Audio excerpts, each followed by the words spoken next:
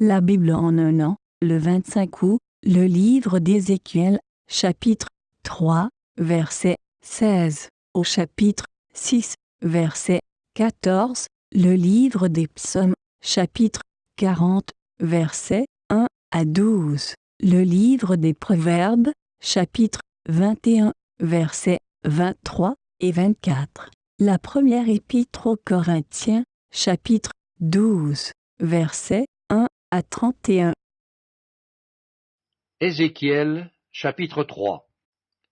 Au bout de 7 jours, la parole de l'Éternel me fut adressée en ces mots. Fils de l'homme, je t'établis comme sentinelle sur la maison d'Israël. Tu écouteras la parole qui sortira de ma bouche, et tu les avertiras de ma part. Quand je dirai aux méchants, tu mourras, si tu ne l'avertis pas, si tu ne parles pas pour détourner le méchant de sa mauvaise voie et pour lui sauver la vie, ce méchant mourra dans son iniquité, et je te redemanderai son sang. Mais si tu avertis le méchant, et qu'il ne se détourne pas de sa méchanceté et de sa mauvaise voie, il mourra dans son iniquité, et toi tu sauveras ton âme. Si un juste se détourne de sa justice, et fait ce qui est mal, je mettrai un piège devant lui, et il mourra. Parce que tu ne l'as pas averti, il mourra dans son péché, et on ne parlera plus de la justice qu'il a pratiquée, et je te redemanderai son sang. Mais si tu avertis le juste de ne pas pécher, et qu'il ne pêche pas, il vivra, parce qu'il s'est laissé avertir, et toi, tu sauveras ton âme. Là encore, la main de l'Éternel fut sur moi, et il me dit, « Lève-toi, va dans la vallée, et là je te parlerai. » Je me levai et j'allai dans la vallée. Et voici, la gloire de l'Éternel y apparut, telle que je l'avais vue près du fleuve du Kébar. Alors je tombai sur ma face. L'Esprit entra en moi et me fit tenir sur mes pieds. Et l'Éternel me parla et me dit, « Va t'enfermer dans ta maison. Fils de l'homme, voici, on mettra sur toi des cordes, avec lesquelles on te liera, afin que tu n'ailles pas au milieu d'eux. J'attacherai ta langue à ton palais, pour que tu sois muet et que tu ne puisses pas les reprendre, car c'est une famille de rebelles. Mais quand je te parlerai, j'ouvrirai ta bouche pour que tu la leur dises. Ainsi parle le Seigneur l'Éternel. Que celui qui voudra écouter écoute, et que celui qui ne voudra pas n'écoute pas, car c'est une famille de rebelles. Ézéchiel, chapitre 4. Et toi, fils de l'homme, prends une brique, place-la devant toi, et tu y traceras une ville, Jérusalem. Représente-la en état de siège, forme des retranchements, élève contre elle des terrasses, environne-la d'un camp, dresse contre elle des béliers tout autour. Prends une poêle de fer, et mets-la comme un mur de fer entre toi et la ville. Dirige ta face contre elle, et elle sera assiégée, et tu l'assiégeras. Que ce soit là un signe pour la maison d'Israël. Puis couche-toi sur le côté gauche, mets-y l'iniquité de la maison d'Israël, et tu porteras leur iniquité autant de jours que tu seras couché sur ce côté. Je te compterai un nombre de jours égal à celui des années de leur iniquité, 390 jours. Tu porteras ainsi l'iniquité de la maison d'Israël. Quand tu auras achevé ces jours, couche-toi sur le côté droit, et tu porteras l'iniquité de la maison de Juda pendant 40 jours. Je t'impose un jour pour chaque année.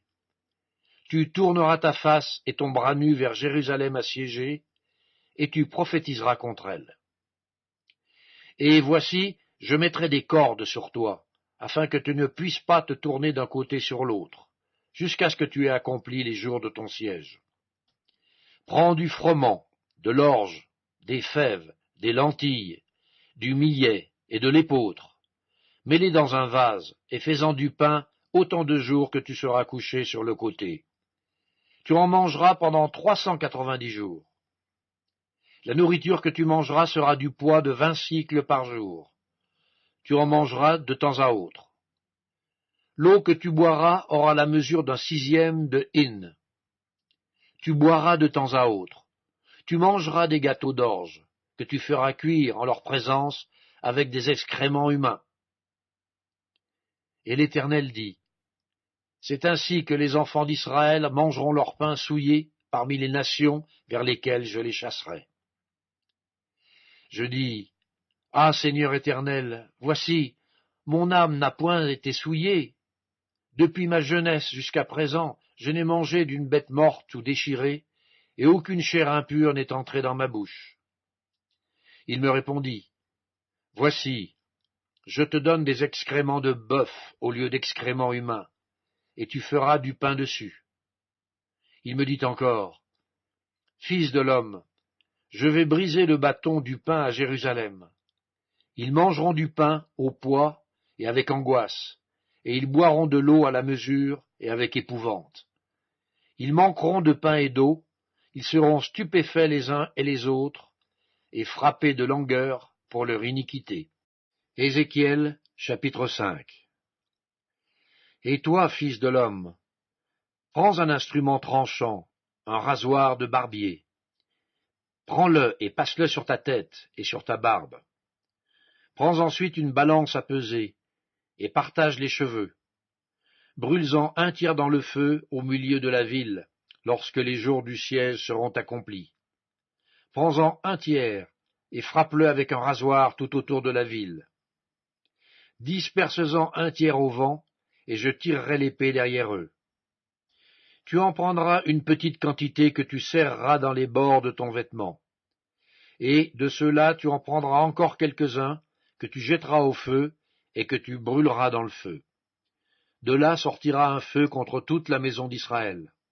Ainsi parle le Seigneur l'Éternel. C'est là cette Jérusalem que j'avais placée au milieu des nations et des pays d'alentour. Elle a violé mes lois et mes ordonnances, et s'est rendue plus coupable que les nations et les pays d'alentour. Car elle a méprisé mes lois, elle n'a pas suivi mes ordonnances. C'est pourquoi ainsi parle le Seigneur l'Éternel. Parce que vous avez été plus rebelles que les nations qui vous entourent, parce que vous n'avez pas suivi mes ordonnances et pratiqué mes lois, et que vous n'avez pas agi selon les lois des nations qui vous entourent. À cause de cela, ainsi parle le Seigneur l'Éternel. Voici, j'en veux à toi, et j'exécuterai au milieu de toi mes jugements sous les yeux des nations. À cause de toutes tes abominations, je te ferai ce que je n'ai point encore fait, ce que je ne ferai jamais. C'est pourquoi des pères mangeront leurs enfants au milieu de toi, et des enfants mangeront leurs pères.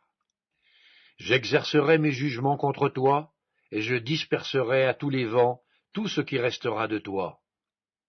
C'est pourquoi je suis vivant, dit le Seigneur, l'Éternel, parce que tu as souillé mon sanctuaire par toutes tes idoles et toutes tes abominations. Moi aussi je retirerai mon œil, et mon œil sera sans pitié, moi aussi je n'aurai point de miséricorde. 1/3 de tes habitants mourra de la peste, et sera consumé par la famine au milieu de toi. 1/3 tombera par l'épée autour de toi, et j'en disperserai 1/3 à tous les vents, et je tirerai l'épée derrière eux. J'assouvirai ainsi ma colère, je ferai reposer ma fureur sur eux, je me donnerai satisfaction. Et ils sauront que moi, l'Éternel, j'ai parlé dans ma colère, en répandant sur eux ma fureur. Je ferai de toi un désert, un sujet d'opprobre parmi les nations qui t'entourent, aux yeux de tous les passants. Tu seras un sujet d'opprobre et de honte, un exemple et un objet d'effroi pour les nations qui t'entourent, quand j'exécuterai contre toi mes jugements avec colère, avec fureur, et par des châtiments rigoureux. C'est moi l'Éternel qui parle. Quand je lancerai sur eux les flèches pernicieuses de la famine qui donne la mort, et que j'enverrai pour vous détruire. Car j'ajouterai la famine à vos maux, je briserai pour vous le bâton de pain. J'enverrai contre vous la famine et les bêtes féroces, qui te priveront d'enfants. La peste et le sang passeront au milieu de toi. Je ferai venir l'épée sur toi, c'est moi l'Éternel qui parle. Ézéchiel chapitre 6. La parole de l'Éternel me fut adressée en ces mots. Fils de l'homme, tourne ta face vers les montagnes d'Israël et prophétise contre elles. Tu diras, montagnes d'Israël, écoutez la parole du Seigneur, de l'Éternel. Ainsi parle le Seigneur, l'Éternel, aux montagnes et aux collines, aux ravins et aux vallées. Voici, je fais venir l'épée contre vous, et je détruirai vos hauts lieux. Vos autels seront dévastés, vos statues du soleil seront brisées, et je ferai tomber vos morts devant vos idoles. Je mettrai les cadavres des enfants d'Israël devant leurs idoles, et je disperserai vos ossements autour de vos autels. Partout où vous habitez, vos villes seront ruinées, et vos hauts lieux dévastés. Vos autels seront délaissés et abandonnés. Vos idoles seront brisées et disparaîtront.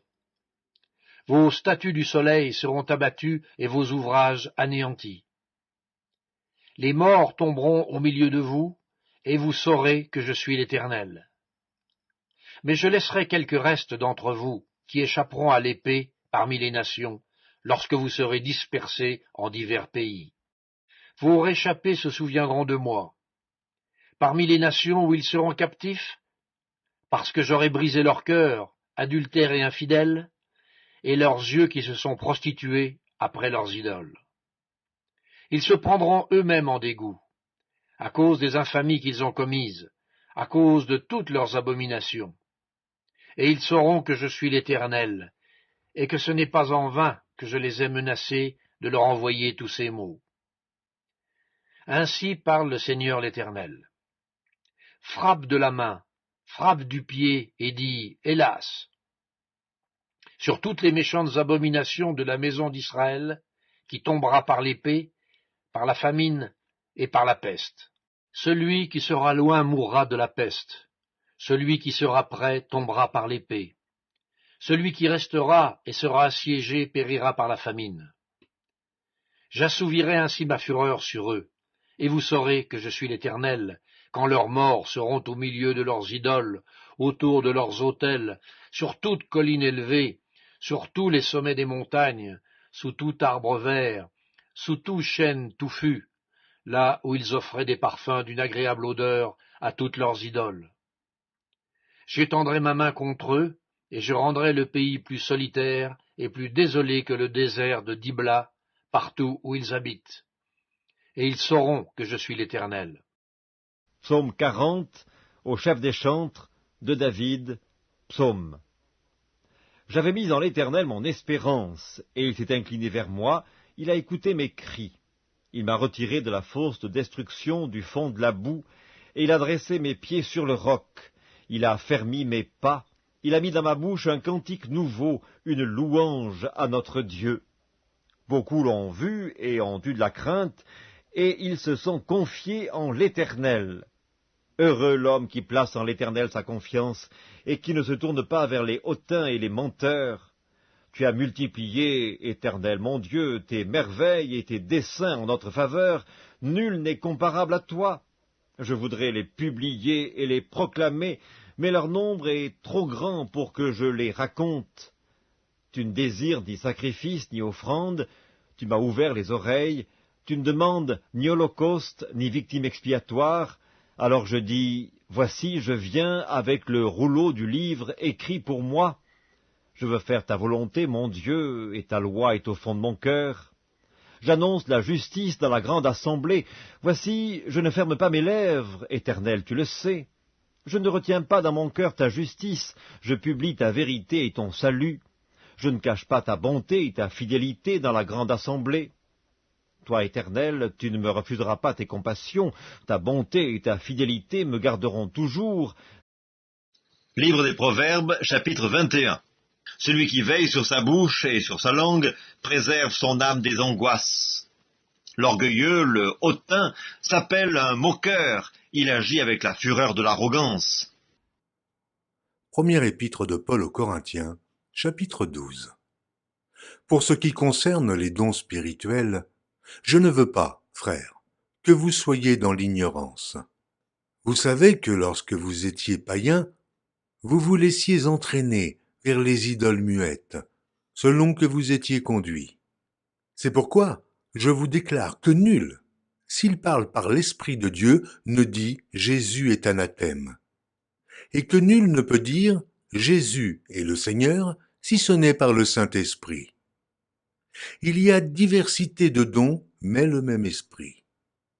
Diversité de ministères, mais le même Seigneur. Diversité d'opérations, mais le même Dieu qui opère tout en tous. Or, à chacun la manifestation de l'Esprit est donnée pour l'utilité commune. En effet, à l'un est donné par l'Esprit une parole de sagesse, à un autre une parole de connaissance, selon le même Esprit, à un autre la foi, par le même Esprit, à un autre le don des guérisons, par le même Esprit, à un autre le don d'opérer des miracles, à un autre la prophétie, à un autre le discernement des esprits, à un autre la diversité des langues, à un autre l'interprétation des langues. Un seul et même Esprit opère toutes ces choses, les distribuant à chacun en particulier, comme il veut. Car, comme le corps est un et a plusieurs membres, et comme tous les membres du corps, malgré leur nombre, ne forment qu'un seul corps, ainsi en est-il de Christ.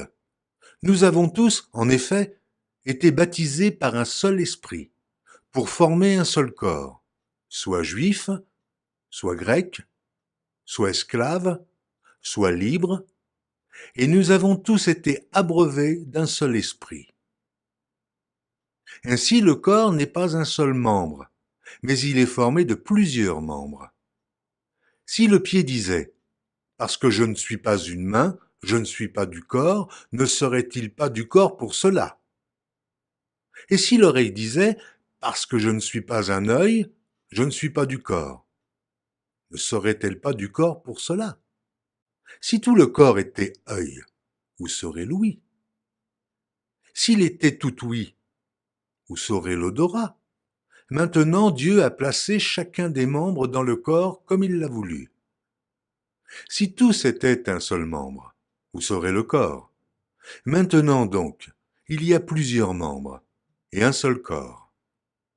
L'œil ne peut pas dire à la main « je n'ai pas besoin de toi », ni la tête dire aux pieds « je n'ai pas besoin de vous ».